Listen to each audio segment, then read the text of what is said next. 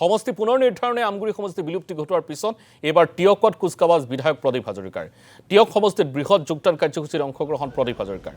বিধায়ক প্ৰদীপ হাজৰিকাৰ নেতৃত্বত আজি অগপত যোগদান কৰিলে টিয়কৰ কেইবা শতাধিক যুৱক যুৱতী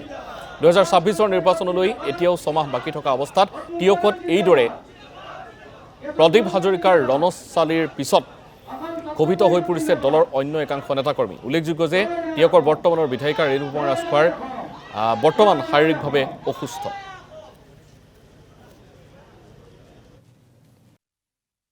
আমি সৰু সৰু গ্ৰুপত আমি কাম কৰি আছো আজি কাম কৰা কেইবামাহো হ'ল তাৰপিছত আজি আমি বিভিন্ন জেগাত যাওঁতে যিবিলাক মানুহ দললৈ আহিবলৈ বিচাৰিছে সেই মানুহবিলাকক আজি আমি দলত যোগদান আমি কৰাইছোঁ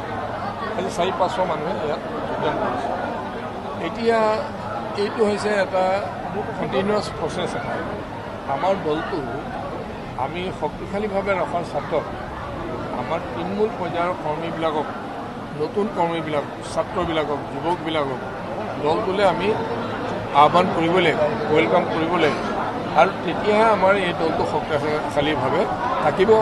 আৰু আমি ৰাজনৈতিকভাৱে অসমীয়া সমাজখনক আমি কাম কৰি দিব পাৰিম সেয়া জনাব পাৰিম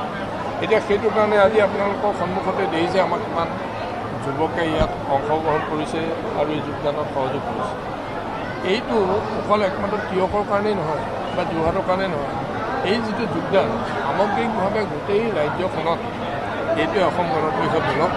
মই ভাবোঁ শক্তিশালী কৰিম দায়িত্ব মোক যি দায়িত্ব দলে দিছে এই দায়িত্ব মই পালন কৰিছোঁ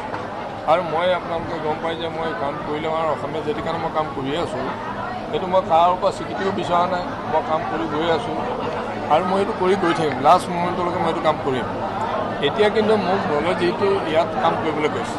মই বাহিৰত নহয় ইয়াত কাম কৰিবলৈ কৈছে মই ইয়াত প্ৰিয় সমষ্টিত মই কাম কৰিছোঁ দলটোক মানে ঠিক কৰিব লাগে দলৰ আঞ্চলিকবিলাক ঠিক কৰিব লাগে মহিলা পৰিষদ ঠিক কৰিব লাগে যুৱ পৰিষদ ঠিক কৰিব লাগে আমাৰ বুথ কমিটিবিলাক ঠিক কৰিব লাগে BLA এইবিলাক ঠিক ঠাক কৰিব লাগে এইবিলাক কৰি পেলাই